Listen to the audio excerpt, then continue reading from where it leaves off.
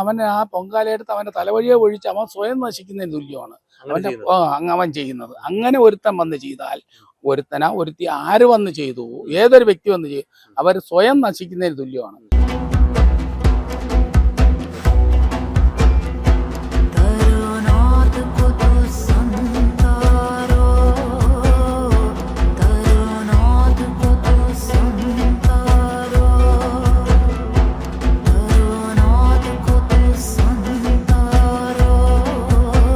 മഹാവിഷ്ണുവും ലക്ഷ്മി ദേവി ഇരിക്കുന്ന ക്ഷേത്രമാണ്. ഐശ്വര്യത്തിന് വേണ്ടി മാത്രം ഇരിക്കുന്ന ക്ഷേത്രമാണ്. അല്ലാതെ വേറെ ഒരു ദുർവാതകക്കും മറ്റൊരു പൂജയ്ക്കും ഇവിടെ അനുവാദമില്ല.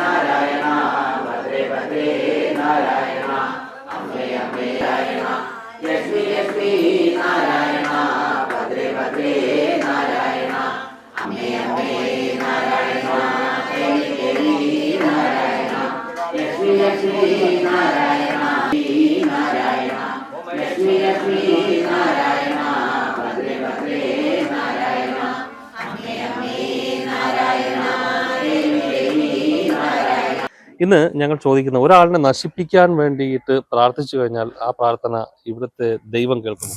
ഒരിക്കലും കേൾക്കില്ല. തിന്മയ്ക്കായിട്ട് മഹാലക്ഷ്മിയാണ് ഇവിടെ ഇരിക്കുന്നത്, ഒരിക്കലും ചെയ്യില്ല. അവർ നന്മയ്ക്ക് വേണ്ടി ഇരിക്കുന്ന ദേവിയാണ്, ലക്ഷ്മി ദേവിയാണ്. അവർക്ക് ഈശ്വര അനുഗ്രഹമായിട്ട് വന്ന് വേണം അവർ ഒരു കാര്യം ചെയ്യാം. അല്ലാതെ മനസ്സോടുകൂടി ആരും വന്ന് ഭഗവാന്റെ മുമ്പിൽ പൂജ ചെയ്ത് കഴിഞ്ഞാൽ അവർക്ക് നാശമേ ഉണ്ടാവുള്ളൂ.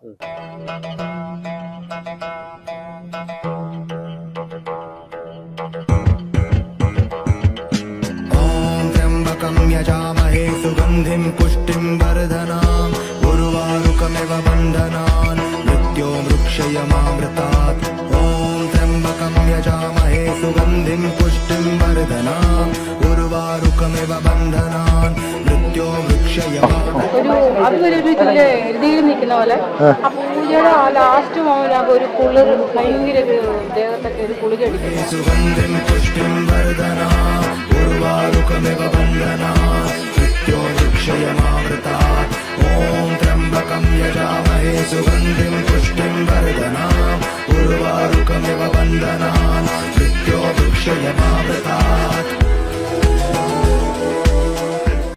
അവൻ ആ പൊങ്കാലയെടുത്ത് അവന്റെ തലവഴിയെ ഒഴിച്ച് അവൻ സ്വയം നശിക്കുന്നതിന് തുല്യമാണ് അവൻ ചെയ്യുന്നത്. അങ്ങനെ ഒരുത്തൻ വന്ന് ചെയ്താൽ, ഒരുത്തി ആര് വന്ന് ചെയ്തു, ഏതൊരു വ്യക്തി വന്ന് ചെയ്തു, അവർ സ്വയം നശിക്കുന്നതിന് തുല്യമാണ്.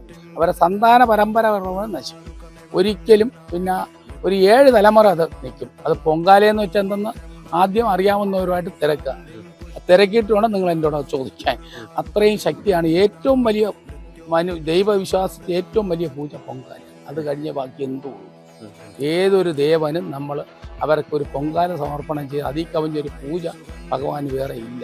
ഭഗവാൻ ദേവനായാലും ദേവിക്ക് അങ്ങ് പറയുന്ന ന്യായമായ കാര്യങ്ങൾക്ക് വേണ്ടി മാത്രം ഈ അമ്പലത്തിൽ വരികയും പ്രാർത്ഥിക്കുകയും ചെയ്താൽ മതി. ന്യായമായ കാര്യത്തിന് മാത്രമേ ഇവിടെ വരാവുള്ളൂ. ഒരുത്തരും മഹാവിഷ്ണുവും ലക്ഷ്മി ദേവി ഇരിക്കുന്ന ക്ഷേത്രമാണ്. ഐശ്വര്യത്തിന് വേണ്ടി മാത്രം ഇരിക്കുന്ന ക്ഷേത്രമാണ്. അല്ലാതെ വേറെ ഒരു ദുർവാതകക്കും മറ്റൊരു പൂജയ്ക്കും ഇവിടെ അനുവാദമില്ല. ചെയ്യത്തു പലരും ഇവിടെ വരുന്നുണ്ടല്ലേ, ഞങ്ങൾക്ക് അവനെ നശിപ്പിച്ചതിന് അവനെ വെച്ചാൽ അവനെ അപ്പോഴേ ഇറക്കി വിടും. പക്ഷോ ഇവിടെ അതില്ല.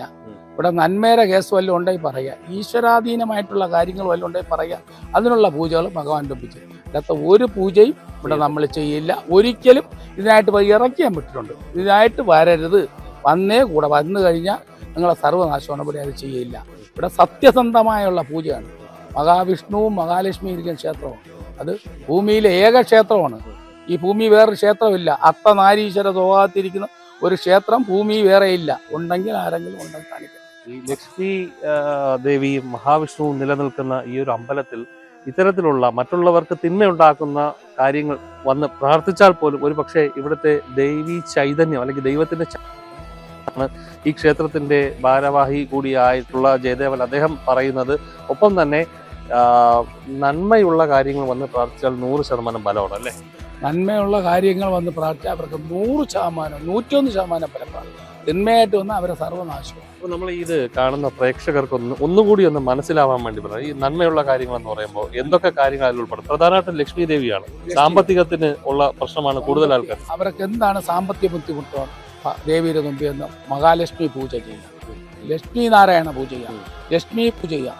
പിന്നെ അവരെ സാമ്പത്തിക ബുദ്ധിമുട്ടും കുടുംബ ഐശ്വര്യവും തടസ്സങ്ങളും എല്ലാം മാറാം. മഹാസൂർഷണവും ചെയ്യാം. സർവ്വ ഐശ്വര്യവും കിട്ടും. തൊഴിൽ സംബന്ധമായ ഏത് കാര്യത്തിനും തടസ്സം. പിന്നെ കുട്ടികളുടെ വിദ്യാഭ്യാസം, അതിന് അമ്മേരെ ഒന്ന് പ്രാർത്ഥിച്ചാൽ അത് കൊടുക്കും. പിന്നെ അവരെ ജോലി സംബന്ധമായ കാര്യങ്ങൾ, പിന്നെ അവർക്ക് കുടുംബത്തിനകത്തുള്ള ബുദ്ധിമുട്ടുകൾ, അസുഖങ്ങൾ, എന്തെല്ലാം ബുദ്ധിമുട്ടുണ്ടെങ്കിൽ ദേവിയുടെ മുമ്പിൽ നിന്ന് പ്രാർത്ഥിച്ചാൽ അവർക്ക് അത് അനുവാദം. ഏറ്റവും ക്യാൻസറിനെ വരെ മാറ്റിക്കൊടുക്കും. ഇന്നും വന്നൊരാൾ പറഞ്ഞു, എൻ്റെ ഒരു ക്യാൻസർ പിന്നെ മലപ്പുറത്ത് നിന്ന് എന്നിട്ട് വേറെ ഒരു വനപ്രദേശത്ത് നിന്ന് പയ്യന്മാർ ഇവിടെ ഉണ്ടായിരുന്നു. കഴിഞ്ഞ പൂജയ്ക്ക് വന്നപ്പോൾ അയ്യോ എന്നും പറഞ്ഞു വന്നു. ഇന്ന് വന്നിട്ട് അണ്ണാ എനിക്കൊരുപാട് മാറ്റമുണ്ട് വന്ന് പൂജയും കഴിഞ്ഞാണ് പോയത്. ആ പയ്യനെ നിങ്ങളില്ലായിരുന്നുണ്ടെങ്കിൽ അവൻ്റെ അടുത്ത ആഴ്ച വരുമ്പോൾ എടുക്കാം. അവനാ പറയാം എനിക്കൊരുപാട് മാറ്റമുണ്ട് പറഞ്ഞു. അല്ല, അദ്ദേഹത്തിനെ ഞങ്ങൾ കണ്ടിരുന്നു. അദ്ദേഹം വരും ദിവസങ്ങൾ പ്രതികരിക്കാനും പറഞ്ഞു. പുള്ളി വന്ന് പറഞ്ഞു. അപ്പം അത്രയും മാറ്റം ഓരോ ഭക്തനും വരുന്നവർക്ക് ഭഗവാൻ കൂടെ കുടിക്കാൻ അവരെ യാതൊരു ബുദ്ധിമുട്ടും അവർക്ക് എൻ്റെ അനുഭവത്തിൽ വന്നിട്ടില്ല. പിന്നെ വരുന്ന പൂജ ചെയ്യുന്നവർക്ക് എല്ലാവർക്കും നല്ലത് വരുന്നതേ എല്ലാവരും വന്ന് പറയാറുള്ളൂ.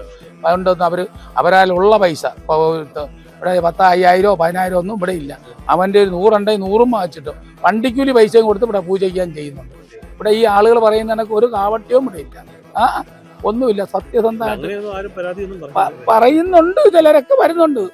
നിങ്ങൾ പറയുന്നെങ്കിലും ഞാൻ ഇതൊക്കെ അതൊന്നുമില്ല. അതൊക്കെ അവർക്ക് വരുന്നവർക്കെല്ലാം അവരവരെ കയ്യിലുള്ളത് എത്ര രൂപയുണ്ട് അത് കൊടുത്തിട്ട് പോകാം. നിങ്ങൾ ചെയ്യുക. അവരെ കയ്യിലുണ്ടാവുമ്പം കൊണ്ട് കൊടുക്കുക, ഇല്ലെങ്കിൽ ഉണ്ടാവുന്ന സമയത്ത് കൊടുക്കുക.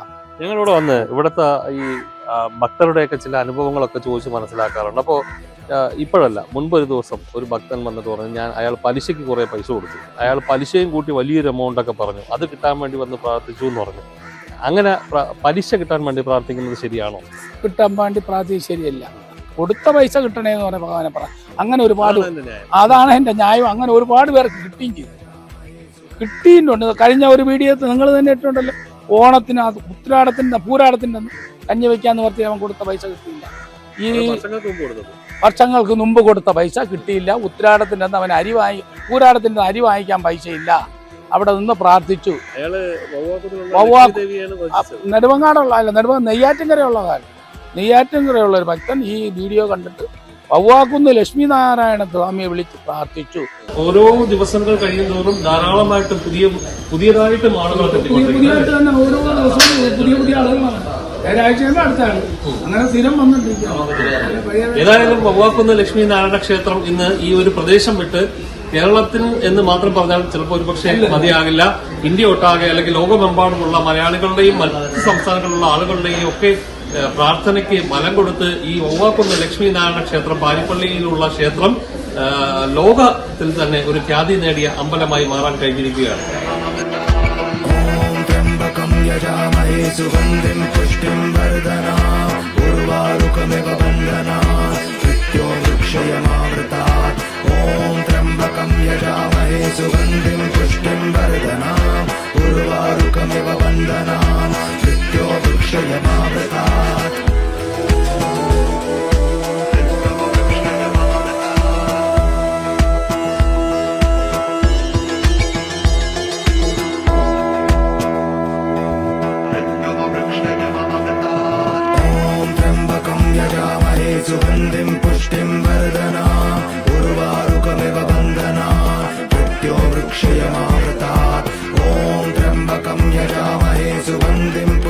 वर्धनाम् उर्वारुकमिव वन्दनाम् मृत्यो वृक्षयमावृतात्